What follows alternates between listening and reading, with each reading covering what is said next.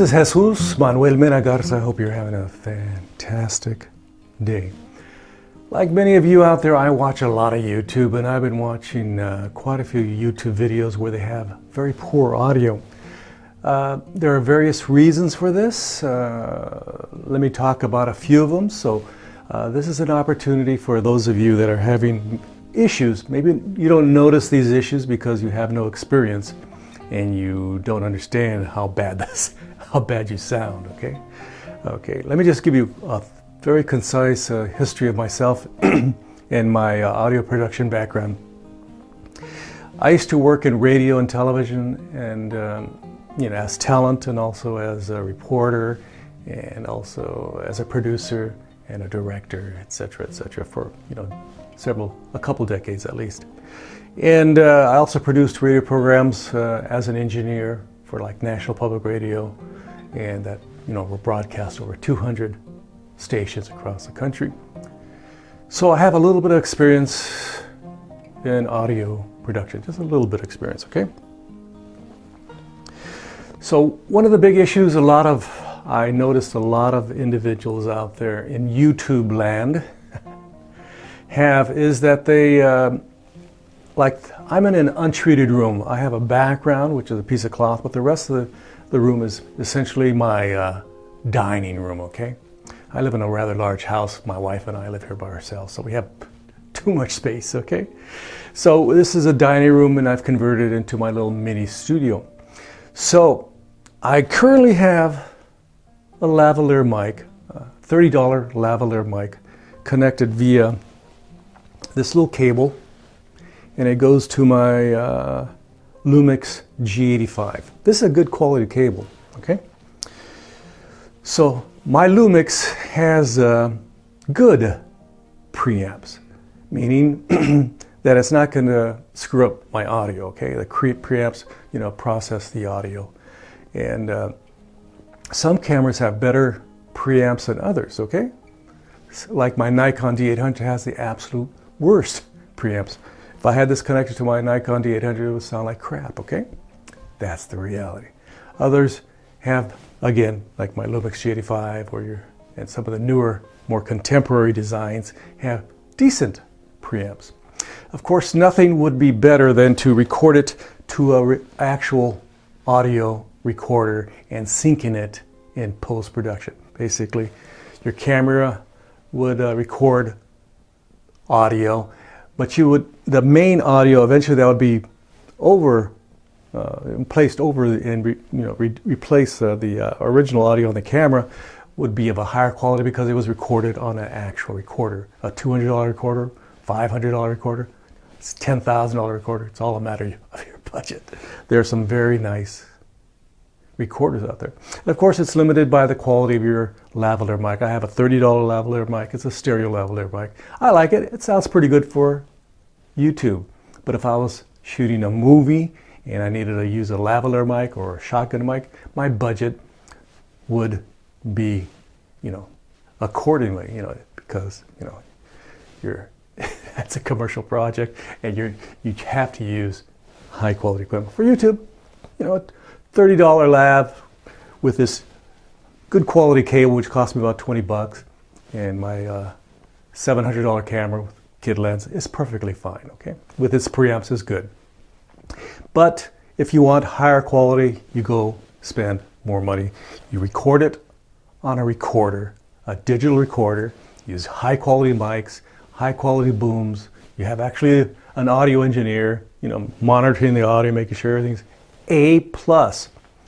Okay, let me just, as an example here, I'm going to disconnect my microphone, and you're going to hear how this sounds with just the microphone from the camera. This is the biggest mistake I see a lot of people do, okay? They're either going to put a shotgun mic on their camera or in a room, or they're going to put, just use the microphone on their camera, and it's going to reverberate. It's going to bounce against this wall, and it's not going to sound good. It's going to sound echoey. Again, you can use this outside, just if I had myself, 5 feet away from the camera and, shot it. It sounded very good because there's not that room to reverberate. You know, it's the great outdoors. It just doesn't have, it has a long way to bounce, okay? So let me just turn off this, and you can hear how it sounds, you know, with just the microphone and from the camera. And also the microphone from this boom, okay? This little VideoMicro, okay? Let's do it. Now I'm using the microphone from the Lumix G85. It's picking up audio from there. It's picking audio, bouncing off from there, from everywhere, even my carpet. And it's not just limited, but the lavalier would just pick it up from right here, okay? Just pretty close to it would say, this is what we're picking up, and everything else is extraneous, okay? But right now, it sounds rather bad, doesn't it? So don't do this. Don't use just the microphone from your camera. Don't do that in your YouTube videos. Let's try it with this Rode VideoMicro next, at a distance, in a room. So now I have the Rode VideoMicro on top. The microphone is approximately 6 feet away from me. It's going to pick up me. It's trying to pick up me, but it's also picking up the reverberations in the room, okay? Again, this is not a treated room. This is not a studio. This is a $20,000, $100,000, $1 million studio, okay? This is just my dining room. So it's not going to sound very good. It's going to sound okay. It's going to sound better than the internal mic, but it's just going to be okay. It's better to use a microphone, be it wireless or a lavalier that's connected to an audio recorder, and next best to that is to use a decent camera that has a decent again preamp. Some cameras have absolutely horrific preamps. You can connect your microphone, your lavalier to it, and it'll sound like crap. Again, that's when you have to use a recorder of some type, and then in post replace the original audio from the camera. So this has been Jesus Manuel Mena Garza. I'm going to finish this video by talking back on my lavalier. I'm going to connect my lavalier back up right here and replace that. I'm going to do my outro with lavalier mic. Okay, I'll be back. Hey boys and girls, I'm back to being connected directly to my Lumix G85 via cable to my my lavalier mic. Of course, you can always use something like Rode Wireless Go. That's a pretty good system. I actually like it quite a good bit. I bought one bad version, but my second one was pretty good. So any sort of wireless system, this is a $200 system. Of course, there are more expensive, higher quality systems out there by Sennheiser and all kinds of other major manufacturers. And of course, you have better lavaliers. What's your budget? Are you totally, set economically? Well, I'm not. I have to be, watch every penny, okay?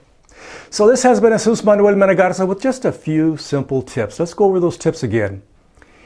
In a room, typically the sound reverberates.